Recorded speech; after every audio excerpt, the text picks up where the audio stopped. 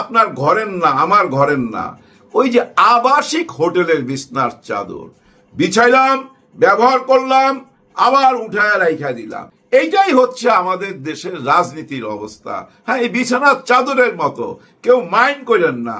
কেন কথাটা বললাম আমি ভেঙে বলবো, বললেই আপনারা বুঝতে পারবেন যে এরা আসলেই ওই আবাসিক হোটেলের বিছানার চাদরের মতো ব্যবহার করে এই রাজনীতিকে। হ্যাঁ, রাজনীতির বয়ান দেখবেন ওই বিছানার চাদরের মতো। দেখেন, পৃথিবীর এমন কোন দেশ আছে যেখানে হয়েছে আমাদের দেশের রাজনীতিটা হয়ে গেছে কি জানেন, বিছনার চাদরের মতো। আবার কোন বিছনার চাদর? আপনার ঘরের না, আমার ঘরের না, ওই যে আবাসিক হোটেলের বিছনার চাদর বিছাইলাম, ব্যবহার করলাম, আবার উঠায় রাইখা দিলাম। এইটাই হচ্ছে আমাদের দেশের রাজনীতির অবস্থা। হ্যাঁ, এই বিছানার চাদরের মতো, কেউ মাইন্ড করেন না। কেন কথাটা বললাম আমি ভেঙে বলবো, বললেই আপনারা বুঝতে পারবেন যে এরা আসলেই ওই আবাসিক হোটেলের বিছানার চাদরের মতো ব্যবহার করে এই রাজনীতিকে। হ্যাঁ, রাজনীতির বয়ান দেখবেন ওই বিছানার চাদরের মতো। দেখেন, পৃথিবীর এমন কোন দেশ আছে যেখানে যুদ্ধ অপরাধী, মানে যে যে দেশে যুদ্ধ হয়েছে সেই দেশের যুদ্ধ অপরাধী ওই দেশের থাইকা কোনোদিন রাজনীতি করতে পারছে?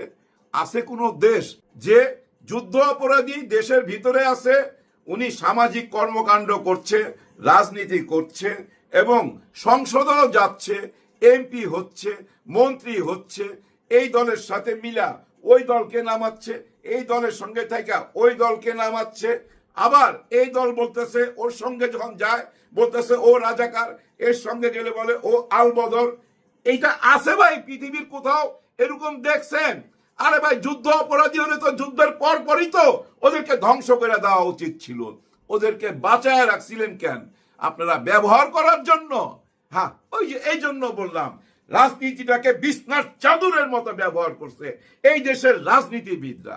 আপনারা এমপি বানাবেন, মিনিস্টার বানাবেন, আবার রাজাকারও বলবেন। এটা তো মাইনা নেওয়া যায় না। এটা কি মাইনা নিবে? জেএনজি, আরে জেএনজি তো ভাই গেঞ্জি ধরে টান দিবে, আপনার গেঞ্জি খুলা ফালাইব তো। দেখেন, ডাকসু নির্বাচনের পরে ওনারা বলল যে আওয়ামী লীগের মানে ছাত্র লীগের সাথে জামাতে ইসলাম হাত মিলায় ফেলাইছে ভিতরে ভিতরে, যার ফলে ডাকসু নির্বাচনে বিপুল ভোটে সাদেক কাইয়ুম পাশ করছে। সাদেক কাইয়ুম কত ভোটে পাশ করছে ভাই? ছাত্র দলের রাকিবের চেয়ে 9 থেকে 10,000 ভোট বেশি পাইছে।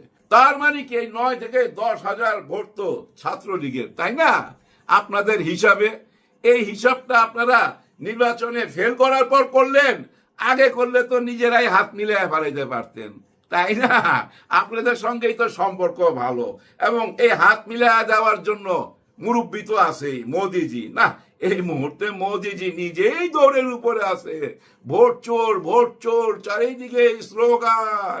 ভাই, আমাদের এই আশেপাশে যত প্রধানমন্ত্রী আছে না, সবগুলো এখন টেনশনে আছে, এবং সবাই কিন্তু হেলিকপ্টার ঘরের কাছেই রাখে এখন। কারণ ওই হেলিকপ্টার ছাড়া তো কোনো উপায় নাই, তাই না? হেলিকপ্টার লাগবেই। তাই সবাই কিন্তু তার ঘরের ঠিক 100 গজের মধ্যে হেলিকপ্টার রেডি রাখছে।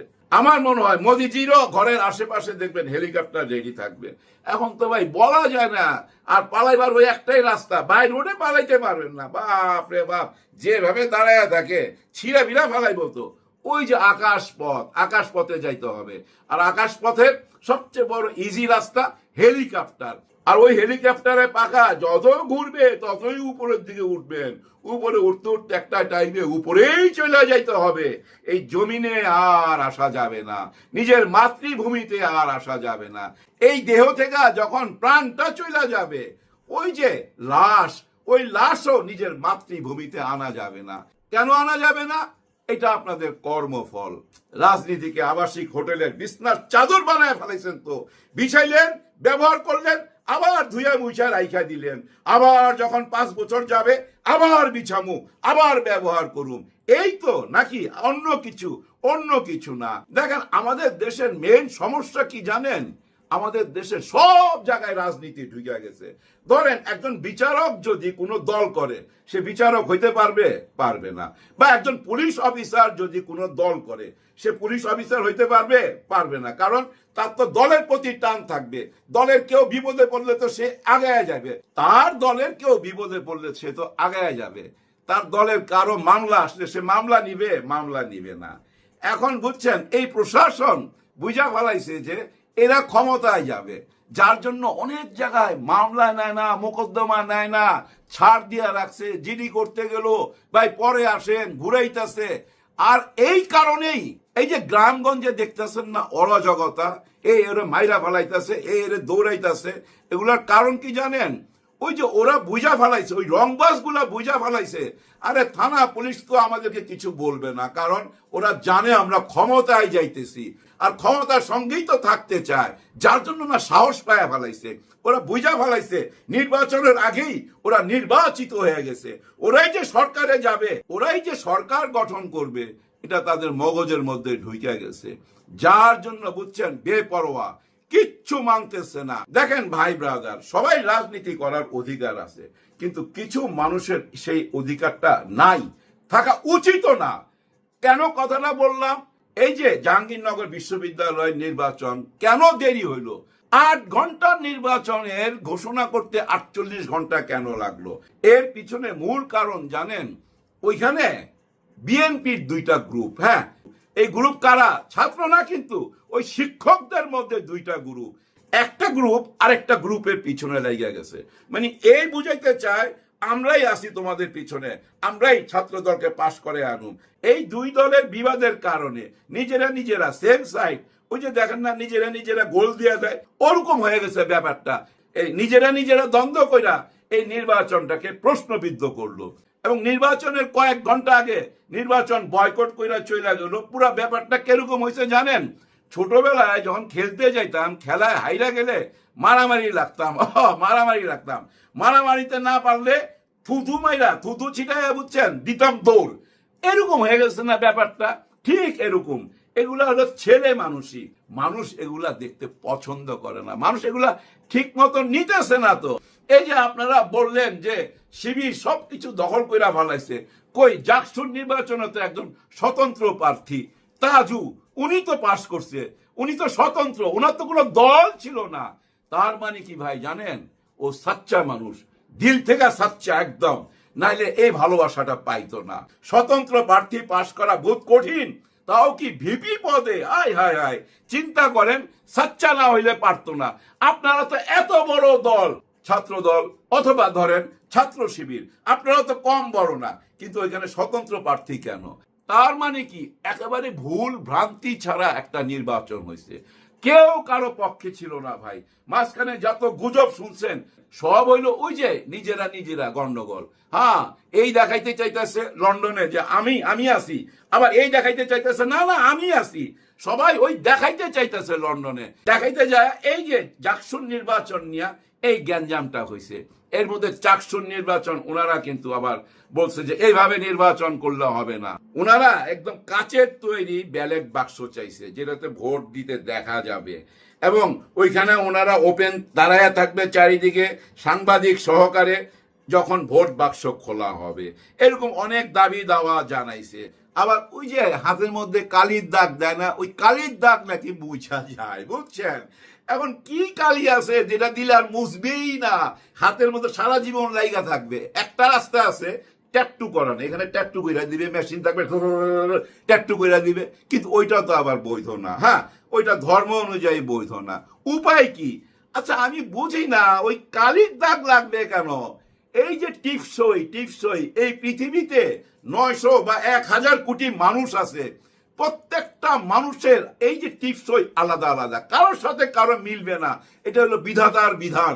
আল্লাহ এমন একটা শৈল্পিক কাণ্ড ঘটাইছে এই হাতের আঙ্গুলের ভিতরে, এই রেখাগুলার ভিতরে, এইটা কারোর সাথে কারো মিল নাই, যার জন্য পৃথিবীর সব আইনেই কিন্তু বৈধ টিপসই। ওই টিপ নিলেই তো হয়, আর কি লাগে? ওই দাগ দিতে হবে কেন এই ডিজিটাল যুগে? অবশ্য ওনারা সব ম্যানুয়ালি সব গণনা করতেছে। ভাই এই যে জাতীয় নির্বাচনের সময় ম্যানুয়ালি কইলেন না, তাইলে কিন্তু ওই ফলাফল দিতে লাগবে 6 মাস। দেখেন ভাই, এই দুনিয়াটা কেমন জানেন, আপনি যা করবেন তাই পাবেন। এই যে আজকে একজন স্বতন্ত্র প্রার্থী পাশ হয়ে আসলো, কেন পারলো? উনি মানুষকে যা দিছে ওইটা রিটার্ন পাইছে। একটা ছোট্ট গল্প বইলা ভিডিওটা শেষ করে দেই। এক গ্রামে এক কৃষক ছিল, তার 2টা গাভী ছিল, দুধ দিত।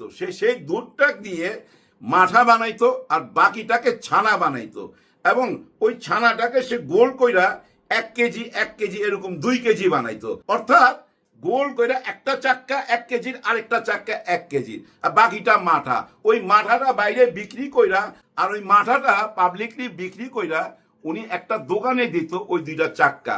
ওই দোকানদার আবার বড় দোকানদার বাজারের, ও আবার এই ছানাটা খুব পছন্দ করত। তাকে 1 কেজি 1 কেজি 2 কেজি ছানা দিত, দিয়া উনি চিনি, চাই, ডাই এরকম 1 কেজি 1 কেজি যা লাগে সংসারের ওইটা কিনা বাসায় চলে যাইতো। ওই দোকানদারের একদিন সন্দেহ হয়, আচ্ছা ও যে আমার 1 কেজি 1 কেজি 2 কেজি দিয়া মালপত্র নিয়ে যায়, এটা মাইবা দেখি তো। উনি মাইবা দেখে, আয় হায় হায়, ওইটা তো 900 গ্রাম, 100 গ্রাম কম। তার তো মিজাজ খারাপ। পরদিন যখন আইছে তারে ধরছে যে বেটা তোরা ইসকা বান্ধুম, তুই আমারে ঠকাস, তুই আমাকে 900 গ্রাম দিয়া 1 কেজির দাম নেস কেন, আজকে তোকে বলতে হবে। না হুজুর, আমি এরকম করি না, বিশ্বাস করেন এরকম অপবাদ আমারে দিবেন না, এই এলাকার সবাই আমারে চিনে, আমার মানিজ্যত থাকবে না, আমাকে এই অপবাদ দিয়েন না। দেখ বেটা, তোর সামনে মাইপা দেই, আমি এটা খাই নেই এখনো, রাইখা দিছি তোরে দেখাইবার জন্য। এইটা বইলাইছে, আবার মাপ দিছে, মাপ দিয়া দেখে 900 গ্রাম। দেখ বেটা, এখন কি আমি মিথ্যা কথা বলতেছি? তোর এটা তো আমি ভাঙিও নাই, ধরিও নাই, খাইও নাই, 900 গ্রাম কেন?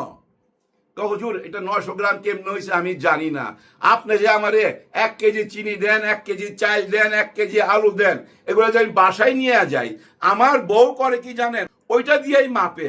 মানে আমার ঘরে একটা পাল্লা আছে, বাটখারা নাই। ওই যে আপনি 1 কেজি চিনি দেন, ওই 1 কেজি চিনি এক সাইডে রাখে, আর এক সাইডে ওই যে ছানাটা রাখে, রাইখা এইভাবে মাইপা বানায়া দেয় আমারে, আমি আপনার আইনা দেই, আমার কোনো অন্যায় নাই। এটা শোনার পর ওই দোকানদারের, বুঝছেন, মাথার স্ক্রু টাইট হয়ে গেল। আয় হায় হায় হায়, আমি তো ওরে ঠকাই। ওই যে ওকে চিনি দেয়, চাল দেয়, আলু দেয়, এগুলো সব 900 গ্রাম করে দিত। তার মানে কি ভাই জানেন, আপনি যা দিবেন তাই আপনার কাছে ফেরত আসবে। এটা হলো বিধির বিধান, উপরওয়ালা এটাই লিখে রাখছে, আপনি যা দিবেন তাই ফেরত আসবে। আমি যদি আপনাকে বলি নেন, আপনি বলবেন দেন, আমি যদি বলি নে বেটা, আপনি বলবেন দে বেটা, বলবেন না। আমি যা বলবো তাই তো আপনি বলবেন। ঠিক তেমনি এই যে ডাকসু নির্বাচনে দেখলেন শিবির জিতলো কিভাবে, ওরা যা দিছে ওইটাই ফেরত পাইছে। এই যে স্বতন্ত্র প্রার্থী তাজু, উনি কেন জিতলো? উনি যেটা দিছে ওইটাই ফেরত পাইছে। আজকে দেখেন জাকসুর নির্বাচনেও তো আপনাদের দল নাই, কেন নাই? ওইখানেও কিন্তু ওই ভিপির পদে যারা আছে, শিবির, স্বতন্ত্র, অন্য, আপনারা কোথায়? কোথায় আপনারা? নাই। নাই কেন? ওই যে আপনারা যেটা দিতেছিলেন ওইটাই ফেরত পাচ্ছেন। এই যে গল্পটা বললাম, কেন বললাম? যে এই যে আগামী নির্বাচন আসতেছে, জাতীয় নির্বাচন, ওই জাতীয় নির্বাচনের আগে কিছু দেবার চেষ্টা করেন যদি কিছু নিতে চান জনগণের কাছ থেকে। শুনছিলেন মালেক আফসারি ভাইয়ের বক্তব্য এবং বুঝতে পেরেছেন বাংলাদেশ যে রাজনীতির খেলাটি খেলছে, এই রাজনীতির খেলা আসলেও কোন পর্যায়ে চলে গেছে।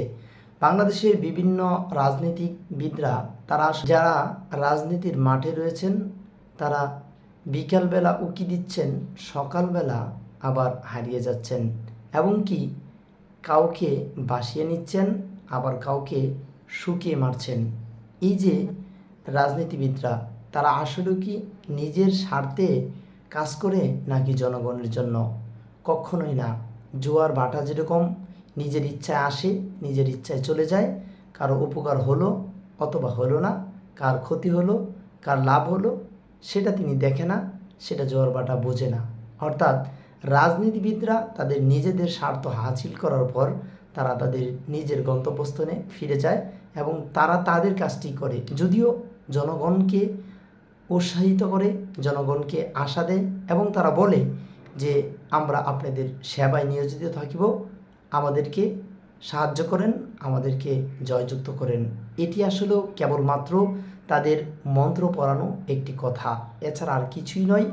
এখন দেখবেন আপনারা বিভিন্ন রাজনৈতিক দল বিভিন্ন পর্যায়ে মোড় নিচ্ছেন, আর এই মোড় নেওয়াটি হতে পারে মুনাফিকি, আবার কারো হতে পারে নিজের স্বার্থের কারণে অন্যর কাছে বিক্রি হয়ে যাওয়া।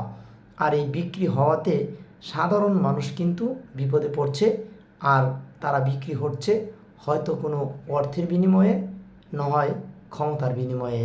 আমরা এদেশের জনগণরা বারে বার ভুল করে যাচ্ছি এদেরকে বিশ্বাস করে। আসুন এবার এদের বিশ্বাস ভেঙে দিই, এবং আসুন এদেরকে বিশ্বাস না করে আমরা এবার এমন একটি দলকে ক্ষমতায় বসাই যারা জনগণের কথা নিয়ে ভাববে, জনগণকে নিয়ে ভাববে, আর জনগণের পাশে দাঁড়াবে। তো প্রিয় দর্শক, সকলে ভালো থাকবেন, এবং কার কী মন্তব্য এদেশের রাজনীতি নিয়ে আপনারা আমাদের কমেন্ট বক্সে কমেন্ট করে জানাবেন। অসংখ্য ধন্যবাদ সবাইকে যারা এতক্ষণ আমার এই বক্তব্যটি শুনছেন।